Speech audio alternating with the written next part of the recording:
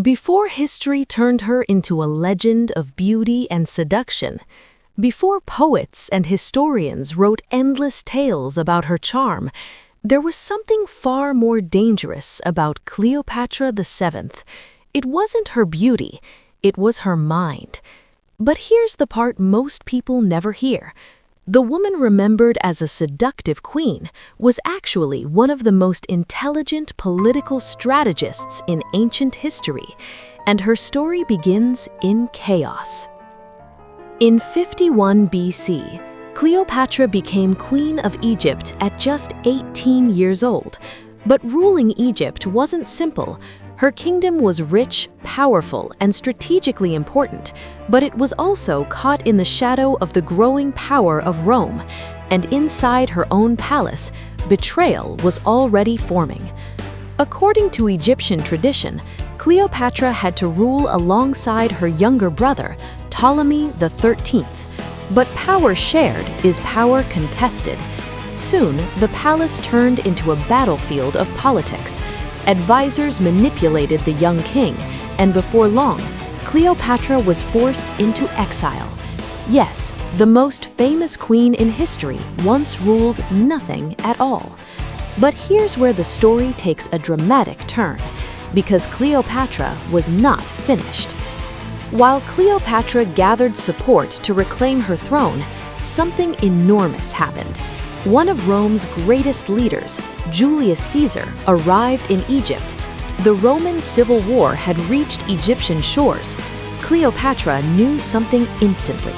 If she could win Caesar's support, she could reclaim her throne. But there was one problem. Her enemies controlled the palace. Entering the city openly meant certain death. So Cleopatra did something bold, something almost unbelievable. Legend says she had herself smuggled into Caesar's palace, wrapped inside a carpet.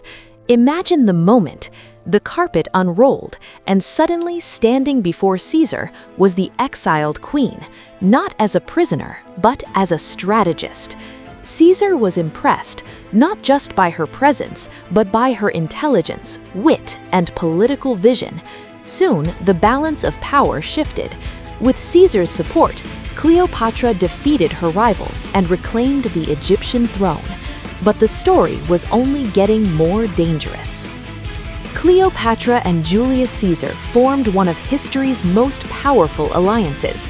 Together, they ruled over immense influence between Rome and Egypt, and soon Cleopatra gave birth to a son, Caesarion. For Cleopatra, this meant something extraordinary. Her son could unite the bloodlines of Egypt and Rome. But in Rome, not everyone welcomed this idea. Then everything changed in a single violent moment. In 44 BC, Julius Caesar was assassinated in the Roman Senate. Suddenly, Cleopatra lost her most powerful ally, and once again, her future was uncertain. But the Queen of Egypt was not done playing the game of power. After Caesar's death, Rome fell into another struggle for dominance, and emerging from that chaos was a new Roman leader, Mark Antony. Cleopatra understood something crucial. Rome's future was uncertain, but aligning with the right leader could protect Egypt. So when Antony summoned her to meet him, Cleopatra made another unforgettable entrance. She arrived on a golden barge, sails perfumed, dressed like the goddess Aphrodite. But again, the real power wasn't beauty, it was strategy.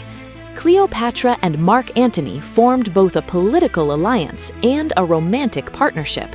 Together, they ruled much of the Eastern Mediterranean. For a moment, it seemed unstoppable.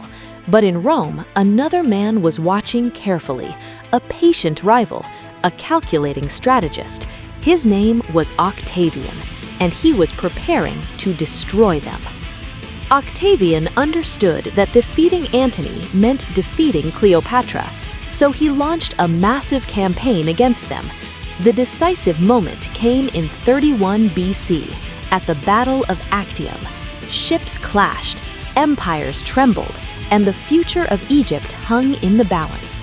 But the battle ended in disaster. Antony and Cleopatra were defeated. Octavian marched toward Egypt to claim victory. The queen who once outmaneuvered Rome now faced an impossible fate, and what happened next became one of history's greatest mysteries. As Octavian's army entered Alexandria, Antony believed Cleopatra had died. In despair, he took his own life, but Cleopatra was still alive. Soon, Octavian captured her. He intended to parade the once powerful queen through Rome as a symbol of victory, but the queen who ruled too proudly for that. Instead, she made one final decision that would echo through history.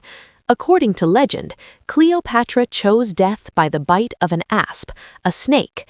At just 39 years old, the last queen of Egypt was gone. Soon after, Egypt became a province of the Roman Empire, and one of the most fascinating stories in human history came to an end. History remembers Cleopatra as a symbol of beauty, but the truth is far more powerful. She was a brilliant strategist, multilingual scholar, and fearless political leader who fought to protect her kingdom in a world dominated by powerful empires. Her life reminds us of something timeless. True power is not charm or appearance. It is intelligence, courage, and the ability to adapt when the world turns against you.